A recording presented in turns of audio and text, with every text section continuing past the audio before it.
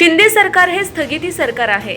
White बुकमध्ये मंजूर झालेल्या कामांना आतापर्यंत कधीच स्थगिती दिली नव्हती असं म्हणत विरोधी पक्षनेते अजित पवार यांनी शिंदे सरकारवर घणाघाती टीका केली। पुढे बोलताना ते म्हणाले की सरकार येत असतात, जातही असतात, आतापर्यंत कधी तसं घडलं नव्हतं।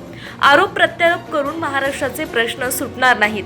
आम्ही पण चुकीचे आरोप करण्यात अर्थ नाही, त्यांनी पण थातूर मातूर उत्तर देऊन वेळ मारून नेण्यात अर्थ नसल्याचे म्हणत अजित पवार यांनी टीका केली।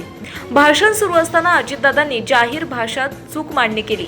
दरम्यान लोकांच्या चेहऱ्यावर हसून पाहून काय झाले असं पवार विचारताच त्यांना त्यांची चूक लक्षात आली। एका साखर कारखान्याचे नाव घेताना जय जवान जय किसान असे नाव घेतल्याने सभेत लोक हसले।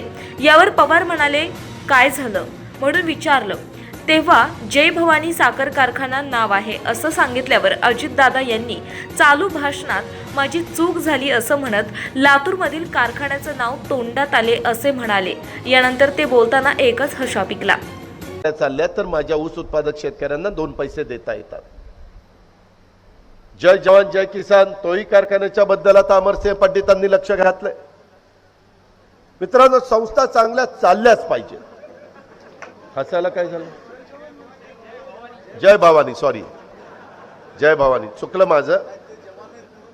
नाही, जय जवान जय किसान आपल्या लातूर जिल्ह्यातलं नाव माझ्या तोंडामध्ये आलं, एवढं काही नाही। तेही आपलाच कारखाना आहे, तिथलेही तिथे शेतकरी आपले आहेत। जय भवानी पण आपलं आहे, जय भवानी।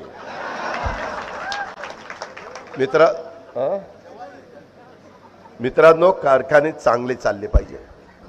ज्यावेळेस मला संधी मिळाली, मी नाथ सागर पासून बाबळी बॅरेज पर्यंत सगळे